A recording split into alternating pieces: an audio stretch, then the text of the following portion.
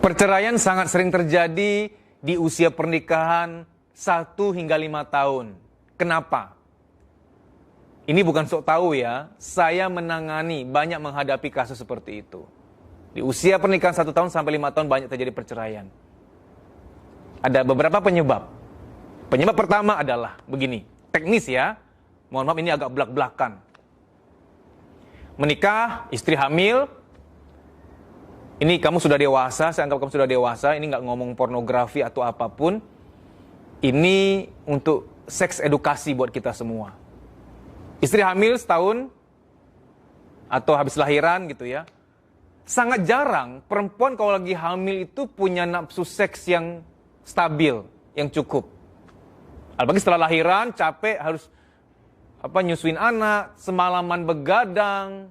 Ya mungkin suaminya tidur di sofa supaya nggak terganggu, supaya tidur nyenyak gitu. Itu hormon semua terganggu, energi kacau gitu ya, kesehatan juga. Sangat jarang perempuan masih ada nafsu seks. Ya, oke. Itu satu. Yang kedua, sangat jarang ada wanita yang bisa tetap sesabar dulu. Karena ketika lagi hamil itu ada gangguan hormon, gangguan emosi. Sangat jarang ada wanita yang tetap bisa sabar gitu loh. Jarang banget. Akhirnya sama suami apa? Marah-marah, mudah tersinggung. Ya. Apalagi waktu masa-masa menyusui, masa-masa membesarkan anak, tengah malam terbangun bikin susu dan lain sebagainya misalkan. Oh itu sangat jarang ada wanita tetap sabar. Nah, dua hal ini nih kita perhatikan. Pertama soal seks, kedua soal kesabaran. Banyak laki-laki yang nggak paham soal psikologi dan soal hormonal, soal biologis juga, akhirnya salah paham. Istri gue itu ya ternyata ya, udah berubah dia sekarang, jahat dia sekarang. Gue itu nomor 10, anak nomor 1. Kayaknya gue nikahin salah orang nih. Gue salah nih nikahin dia nih. Bukan salah, kamu tuh nggak ngerti ilmu psikologi. Sorry saya belak-belakan ya. Gini loh, istri kamu tuh lagi capek, ya. Kamu disuruh jadi dia 1 jam pun belum tentu mampu loh. Jangan 1 hari, 1 jam aja jadi dia coba. Maka di Jepang tuh saya pernah baca ya. Itu ada 2 versi tuh. Pertama, laki-laki tuh ditempelin sebuah teknologi gitu, kayak alat apa gitu, biar ngerasain hamil kayak gimana.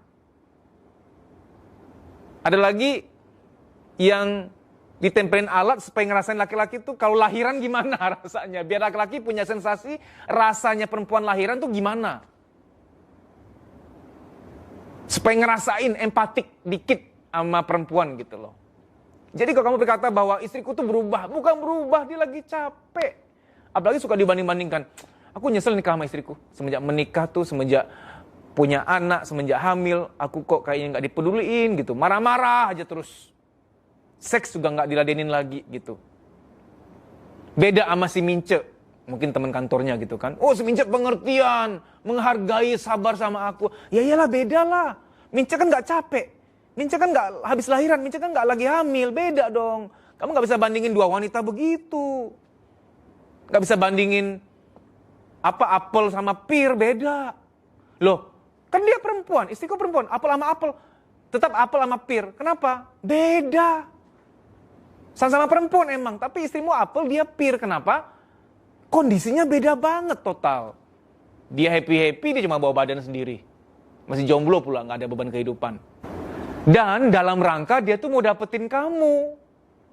Dia godain kamu, lagi masa-masa promosi. Orang kalau lagi masa promosi, akan berbaik hati, akan pasang topeng gitu loh. Ya beda lah. Sorry ya, kalau kamu sama si Mince, akhirnya mohon maaf menikah lagi, tetap akan sama. Akan ada Mince-Mince lainnya. Karena semua Mince ketika nanti hamil atau lahiran juga akan hal yang sama. 2 hal ini ya, mengapa di tahun pertama pernikahan sampai tahun kelima banyak terjadi perceraian. Karena suami salah paham, istriku berubah, istriku jadi jahat, istriku gak sayang aku lagi. Enggak, tahan-tahan lah sampai anak tuh SD. Kalau anak sudah SD, udah gede, kalian bisa pacaran lagi. Karena capeknya udah berkurang banget, udah me time. Banyak loh istri-istri tuh sharing gini. Enak, anak gue udah gede. Makan tinggal sediain, makan sendiri. Mandi sendiri. Udah enak sekarang gue bisa me time, bisa menikmati hidup. Banyak kisah tragis ya. Usia 3 tahun pernikahan kan suami selingkuh tuh. Bahkan menikah lagi, menceraikan istrinya. Kasian banget. Si istri pun, wanita ini membesarkan anak sendirian. Anak udah besar, akhirnya tetap single parent. Ini wanita jadi wanita karir. Ketika suami lihat mantannya ini, kok jadi cantik banget mantan istri gua ya. Cantik banget dia sekarang. Aku lihat dia lebih bahagia gitu. Aduh pengen balikan cuman malu. Gini, dia tuh udah gak capek, dia bisa kembali lagi jadi wanita yang sehat emosinya, yang sabar, yang cantik lagi, bisa merawat diri lagi. Tolong bertahanlah di 5 tahun di awal, atau 6 tahun, 7 tahun di awal. Istrimu tuh lagi capek. Kasihan dia. Kamu gak bisa ngarep dia tuh bisa sabar sama kamu. Kita laki-laki deh ya. Kita lagi capek juga sama. Jangan-jangan capeknya kita lebih parah. Kita lagi capek tuh bisa marah-marah gimana. Istrimu masih mending, cuma sekedar mencuekin atau cuma mengabaikan atau cuma nada tinggi sedikit. Kita mungkin lebih parah dibanding dia kalau kita lagi capek. Soal seks saya ingin bicara belak-belakan. Saya tahu kebutuhan laki-laki sudah menikah. Kata seorang pakar seksolog ya, saya hanya mengutip. Laki-laki sudah menikah katanya seminggu harus dapat 2 kali jatah seks. Tapi gini loh, mari realistis. Ketika istrimu lagi hamil, gak mungkin bisa segitu. Habis lahiran, gak mungkin. Malah banyak laki-laki tuh dianggurin 2 bulan sekali baru dapat jatah. Ini untuk seks edukasi ya. Demi kebaikan kita. Karena ini kalau gak dijabarkan nanti kesalahpahamnya banyak. Oh istriku tuh udah gak punya nafsu sama aku, udah gak ingin melayani aku. Bukan itu loh, bukan. Moodnya gak dapet. Hormonnya lagi gak mendukung. Dan secara biologis juga. Saya ingin beritahu kamu belak-belakan ya. Banyak laki-laki jajan di usia-usia pernikahan ini. Beneran. Habis lahiran istri kan sibuk jaga anak. Malam-malam begadang, anak rewel, ngompol lah apalah gitu. Besok malamnya suami bilang, sayang minta dong udah lama nih gitu. Terus dia bilang, enggak capek. Walaupun sebenarnya istri gak boleh ngomong gitu. Sebenarnya istri tuh ngomongnya begini, sayang pengen sih, cuman besok ya. Lebih enak begitu, karena laki-laki gak bisa yang, enggak capek, atau ngasih punggung langsung. Gak boleh, itu ada ilmunya, ngomongnya yang baik. Sayang pengen sih, cuman besok ya. Nah gitu, besoknya kalau gak capek gitu. Ngomong yang baik, laki-laki gak bisa yang, nggak capek, nggak ngantuk, gak boleh. Laki-laki masa hancur, harga dirinya gak dihargai. Semua orang butuh dihargai semua, tapi laki-laki soal ini, jangan di-reject, ditolak sedemikian rupa. Tapi tetap dua belah pihak lah ya. Istri ngomongnya tetap bahasanya diatur, jangan yang terlalu absolut seperti itu. Ngomongnya, sayang pengen sih, cuman besok ya, semoga besok gak capek. Kan enak dengarnya. Tapi dari sisi laki-laki juga harus ngerti.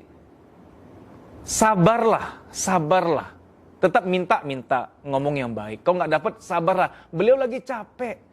Andai ada teknologi yang bisa membuat kamu jadi istrimu 1 jam aja, kamu gak akan betah 1 jam. Di mesin itu tuh, andai kata ada mesinnya, kamu akan bilang, keluarkan aku gak sanggup 1 jam, ini masih 40 menit gak kuat, pengen keluar. Aku gak sanggup jadi dia. 1 jam kamu gak akan sanggup. Bayangin, semalaman gak tidur, ngetein anak, bayangin. Baru bisa dapat tidur 1 jam, aduh, gak enak banget. Ini otak kayak kaget, tau gak? Lagi tidur enak, kayak kaget, kayak kena setrum, gak enak. Bangun pagi, nyiapin apa untuk mandi anak, nyiapin apa lagi, makannya pun dipikirin karena anak udah usia 2-3 tahun kan nanti makannya khusus tuh, gak bisa yang dikasih rendang, kasih rawon setan, gak bisa tuh. Dikasih yang buah entah diapain gitu ya, sayur ya saya nggak terlalu persis begitu tahu, tapi ada makan khusus bayi gitu yang dipikirin tiap hari. Pagi makan apa, siang makan apa, sore makan apa. Kadang-kadang ibu-ibu tuh udah gak mikirin diri sendiri. Gak gampang loh jadi beliau. Sabar sampai 6-7 tahun pernikahan, nanti bisa pacaran lagi kalian. Wahai nona-nona yang belum menikah, saya beri kamu sebuah pencerahan ya. Banyak laki-laki itu jajan di luar tanpa sepengetahuan kamu.